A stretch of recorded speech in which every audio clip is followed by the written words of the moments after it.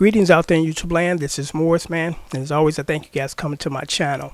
Today, I'm going to do another session of the Q&A. And I was originally scheduled to post one of the shows on Friday, but I ran into technical difficulties. So I'm going to, do that now.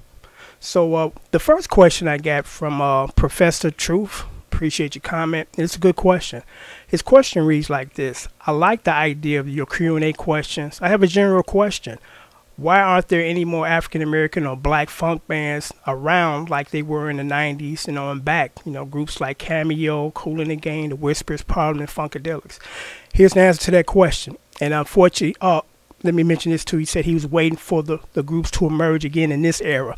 Unfortunately, it's not going to happen because the bottom line when it comes to big corporations is how much money they can make and how much money they can save.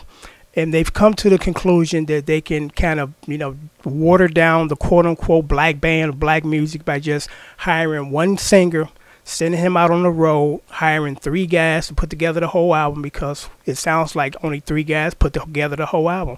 Because back in the 70s, you can look on any album cover and look at the credits and you can see like say for instance, Confunction, which is about 10 of those guys.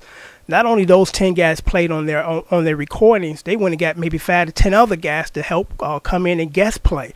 So that could be anywhere from 20 to 30 musicians that have worked on those 7 or 8 songs, as opposed to now 2 or 3 guys put together the whole album, and it sounds like 2 or 3 guys put together the whole album.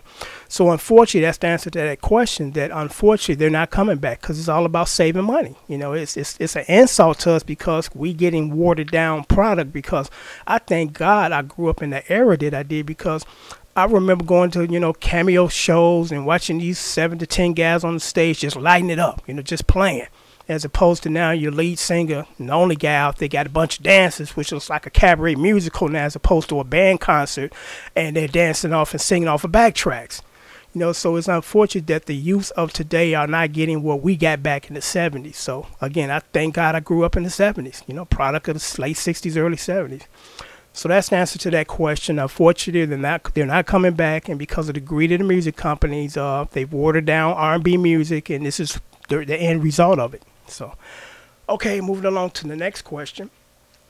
The next question is from, from Robert. How you doing, Robert? And his question is, how do you select some of the obscure songs that you play along to? Like, for instance, Eddie Cochran, Nervous Breakdown. That's just an example.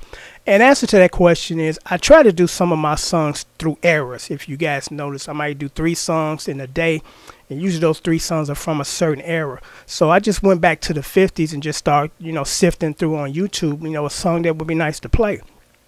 And I mainly specialize in older songs because I stay away from the new stuff because of the copyright issues.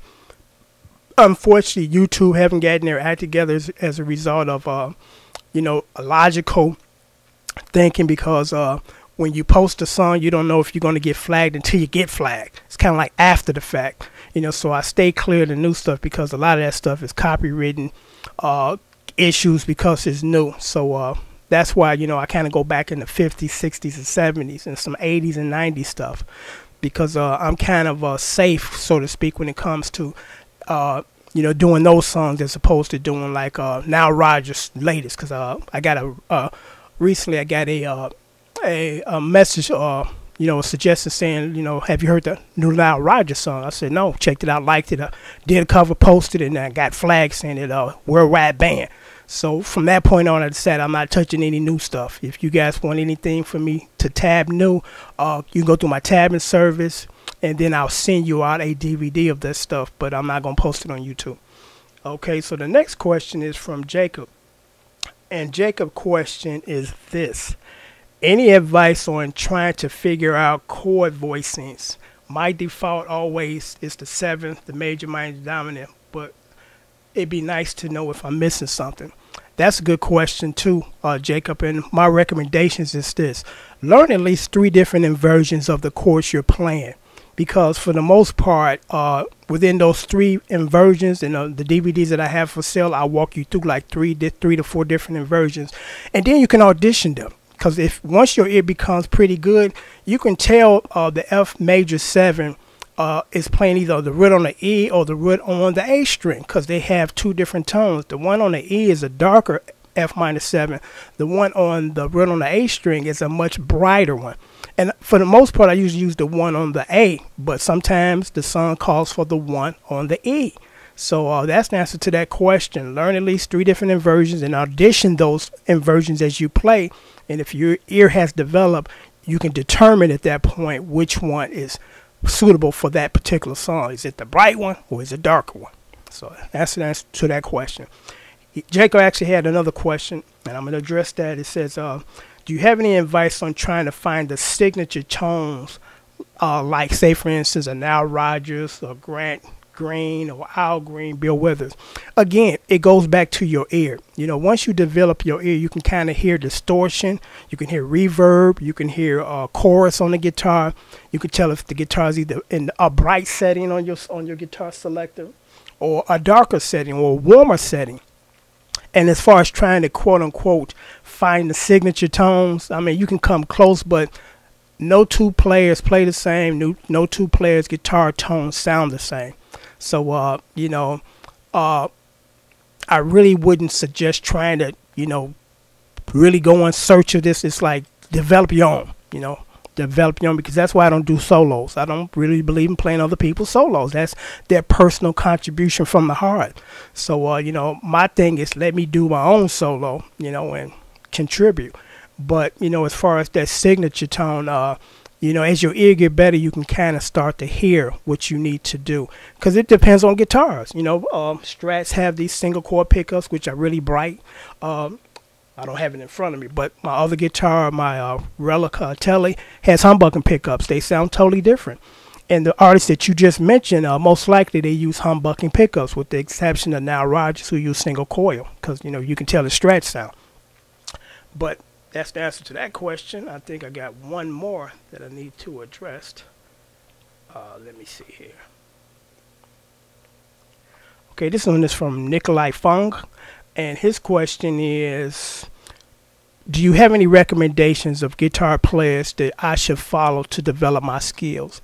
And I guess the best thing that I can say regarding that is determine what style of music you like first. And then you can start to, you know, audition the artist in that genre, so you can kind of follow them. Like, for instance, disco and funk, you know, Nile Rodgers, you know, jazz, Wes Montgomery, you know, that's just an example. And you mentioned about, you know, it would be nice to be able to, you know, find a program that can help you with your guitar playing, because you've been playing for a while and having your results. And again, I'm not plugging my DVD lessons, but, you know, I recommend them, because if you follow the DVDs 1 through 5 or 4, I got 5 and 6 too. The chords that I use are the chords that are usually in most songs that you hear today.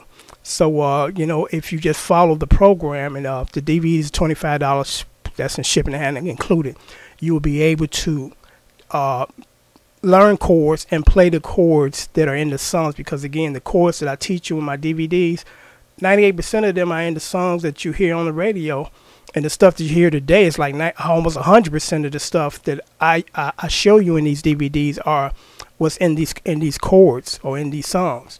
So, you know, that's the answer to your question, that my DVDs will help you, because through trial and error, I put this together to help expedite your playing, not to discount it, you know, not take a shortcut, because once you take a shortcut, it shows when you get to the other side that you didn't learn what you needed to know. But if you follow the DVDs and study the chords, you'll be able to play just about anything, especially the stuff today. The stuff today is like 3 chords. You know, the stuff in the 60s, 2-minute song, they had several chords, a bridge, modulation, sometimes solos. None of that stuff applies today. The majority of stuff, the R&B stuff today, is like a 6-minute run-on 3-chord song. You know, so it's much easier to play that stuff than the stuff from the 60s. But again, the DVDs that I sell, you'll be able to play all that stuff. Because as you notice, my channel, I got over 2,000 some videos of me playing. Didn't realize I can play that many songs until I just started playing and realized, you know, the chords that I use are the chords in these songs. So I'm going to wrap it up now. I'm probably going to do another segment probably tomorrow, or, you know, if you guys send me more questions, depending on that's how quickly or more, you know, I would put these together. But normally it's just going to be on every Friday. But if need be, I do more, because again, my channel is about helping you guys, develop your guitar playing skills and learn about the business of music. So on that note, I'm going to sign off. Until next time, take care.